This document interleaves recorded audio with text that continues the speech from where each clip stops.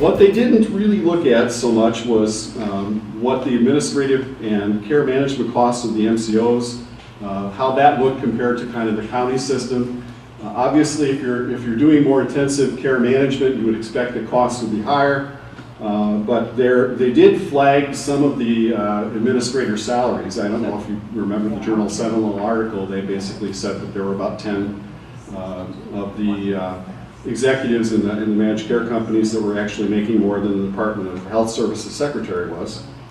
But last year, some of those estimates, those expenses ranged from 14%, and I think that was on the low end. I think Community Care actually got the prize for being on the low end, up to about 22% of the per member per month capitated payments that were being received by the MCOs were actually being used that way for these costs. And now DHS, as of the meeting we had with them last week, said that they believe that those two costs taken together average about 15%.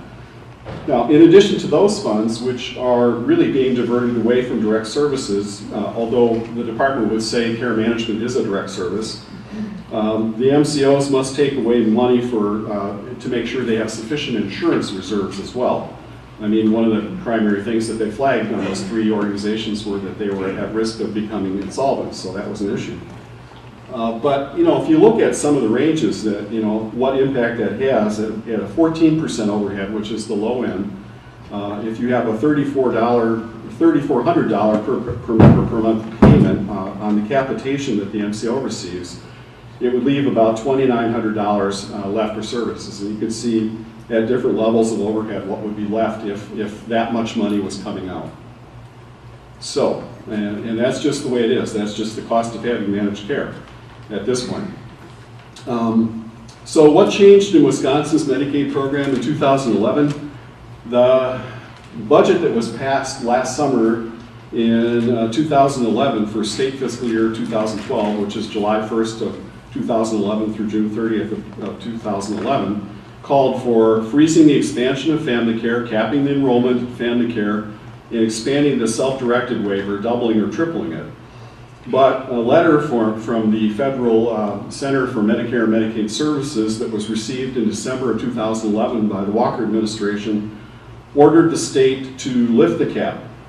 But when they did, and to do that, they had to change the budget legislation. They actually had to go back to the legislature and make the case to lift the cap because it was law. But when they did that, they basically said they did not need any additional funding for the program, even though they were being required to take people off the waiting list and continue to do that. So the budget projections they made originally were the ones they stuck with, even though they were going to be serving more people. So I think that might be a little problematic. It might be some of the cause for what we're seeing. If you look at some of the reductions that were made, actually there was a kind of a reconfigured capitation methodology at the end of last year, the way they figure out how much to pay the managed care organizations.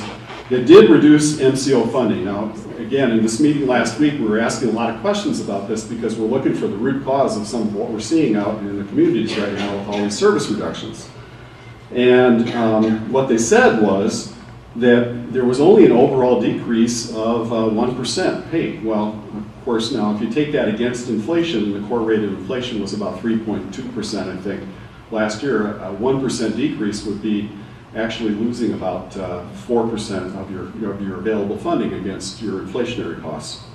But you can see there's quite a bit of red ink there. Now this one in particular, they said it didn't have a very big impact.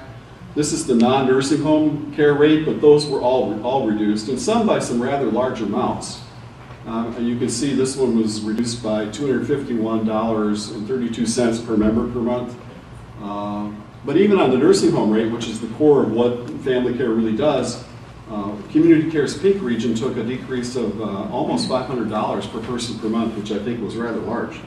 And I don't really today still understand all the mechanisms as to how this was done, except that they have this really complicated formula that relates acuity, which is the scores that somebody gets on a long-term care functional screen, to some costs on the basis of a regression analysis that was done by the actuaries and some other folks.